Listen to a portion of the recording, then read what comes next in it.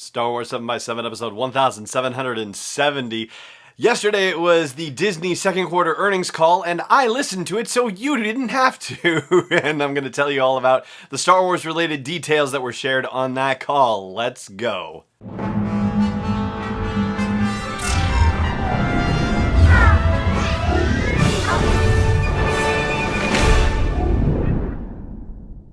Hey Rebel Rouser, I'm Alan Voivod and this is Star Wars 7x7.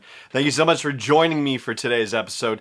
You know, Bob Iger has a reputation for dropping the occasional bombshell on earnings calls, and this time, because Avengers Endgame happens to be the biggest thing that's happening in the world of Disney right this moment, there were a lot of questions about Endgame, and he actually said words to the effect of, I'm going to keep their secrets because I'm a Marvel guy. I guess I'm so much of a Marvel fan that I'm going to keep their secrets. So he didn't talk about anything that they've got upcoming other than to say that you have to watch Endgame very carefully for clues as to what the next movies in their slate might be. And he knows what they are. And you know, that's interesting in and of itself because for, of course, a long time we were told that only J.J. Abrams knew the title of The Rise of Skywalker. And of course, that's a bunch of nonsense, right? You know, just like they announced untitled Marvel movies on the slate, they know exactly what they are. Just like they know exactly what the Star Wars movies are that are coming out in 2022, 24, and 26. But no word from Bob Iger on what those movies are or who they belong to, whether they're Benioff and Weiss, whether they're Rian Johnson, or some other surprise filmmaker entirely. No, I'm not trying to hint at anything, just telling you what we already know. And that is that we don't know anything, and Bob Iger did not give us anything better. What he did say about Galaxy's Edge was that they're very much looking forward to the opening later this month, May 31st, and of course the opening in Florida in August.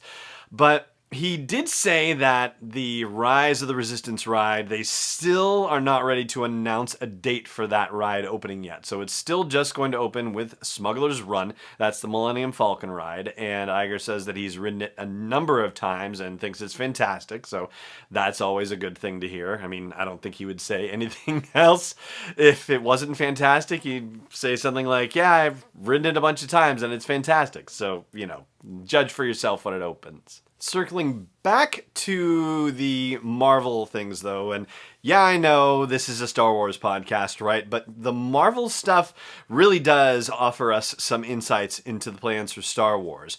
Bob Iger said on the call that Endgame is not going to come to the Disney Plus platform until December 11th, just about a month after the platform launches.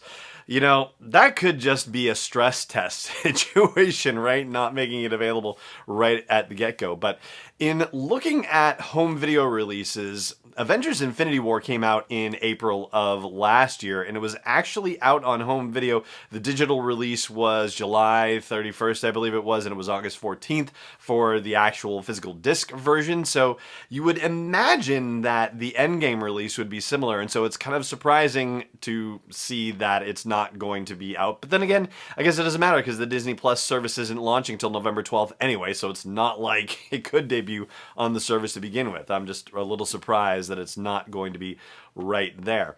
But that may also play into the whole Netflix situation. And Bob Iger actually addressed that to some degree as well, because, of course, there are a lot of Star Wars titles on Netflix right now. And he said that when they did the deal with Netflix, they actually anticipated many years ago the possibility that they would start their own streaming service. And even though they did not have anything on the docket, even though they still didn't own BAMTech, which is the platform that they bought from Major League Baseball to be able to build Disney Plus off of, none of that was there, but they still structured the deal with Netflix so that they would be able to take everything back as needed. And the deal is ending this year, and the deal is getting worse all the time for Netflix because all the Star Wars content is going to disappear, from unfortunately for them,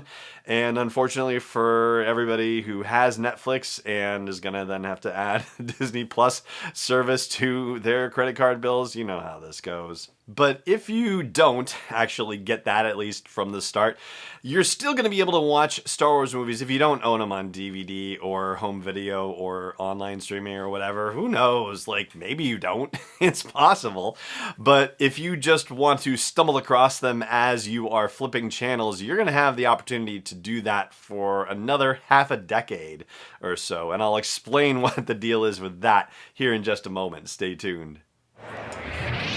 Hey there.